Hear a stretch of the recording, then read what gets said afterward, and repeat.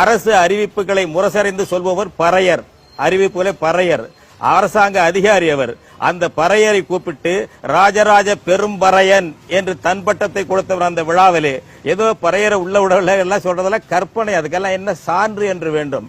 அடுத்தது, இவர்கள் தேவரடியார்கள் தேவதாசிக்கு வித்தியாசம் தெரியாமல் பேசுகிறார்கள். தேவர் அடியார் என்பவர் சிவனடியார் என்பது போல பெண்கள் தங்களுடைய நிலங்களை கொடுத்துவிட்டு சேவை செய்ய வந்தவர்கள்.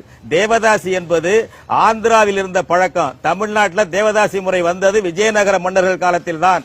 என்றைக்காவது விஜயநகர மன்னர் காலத்தில், அதுவும் ஆந்திராவிலிருந்து கர்நாடகத்திலிருந்து பெண்களை கொண்டு வந்து தமிழ்நாட்டு கோயில்களுக்கு பொட்டு கொட்டி விட்டவர்கள் விஜயநகர மன்னர்கள்.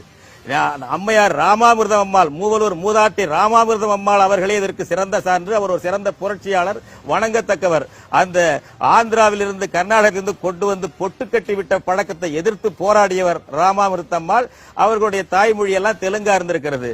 எனவே எல்லாமே ராஜராஜன் தேவரடியாருக்கும் தேவதாசிக்கு வேறுபாடு தெரியாமல் ஒன்றாகிறது.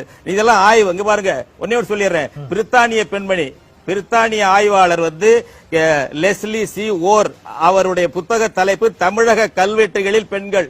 தமிழக கல்வெட்டுகளில் பெண்கள்.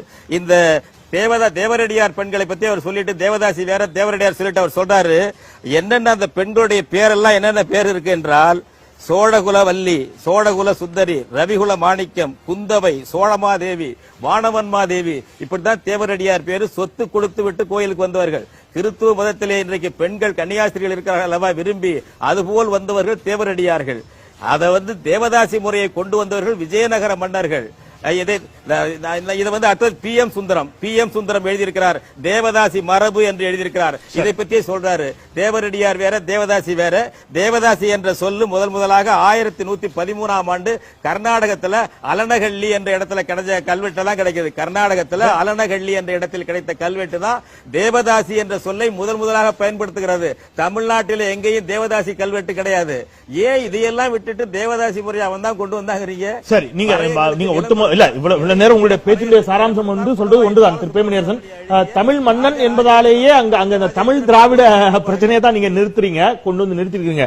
தமிழ் மன்னன் அப்படிங்கறதுனாலே ராஜராஜ சோழன் மீது விமர்சனம் வைக்கப்படுகிறது. ஏன் விஜயநகர பேரரசையும் சொல்றேன், செந்தில் சான்றோட சொல்றேன். வரலாற்று பிரித்தானிய பெண்மணி எல்லாம் தமிழுக்காக பேசினவங்களா? பிரித்தானிய பெண்மணி லெஸ்லி சி ஓர் சரி, நம்ம PM சுந்தரம் தமிழ் தேசியவாதியா, ஒரு ஆய்வாளர்.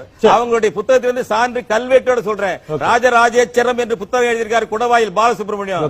அந்த சான்றுல இருந்து நான் சொல்றேன். என்னுடைய ஆசையில் இருந்து சொல்லவில்லை. நீங்கள் சான்று காட்டுங்கள். ராஜராஜன் எதிர்ப்பவர்கள் தேவதாசி முறையை கொண்டு வந்த என்பது சான்று காட்டுங்கள்.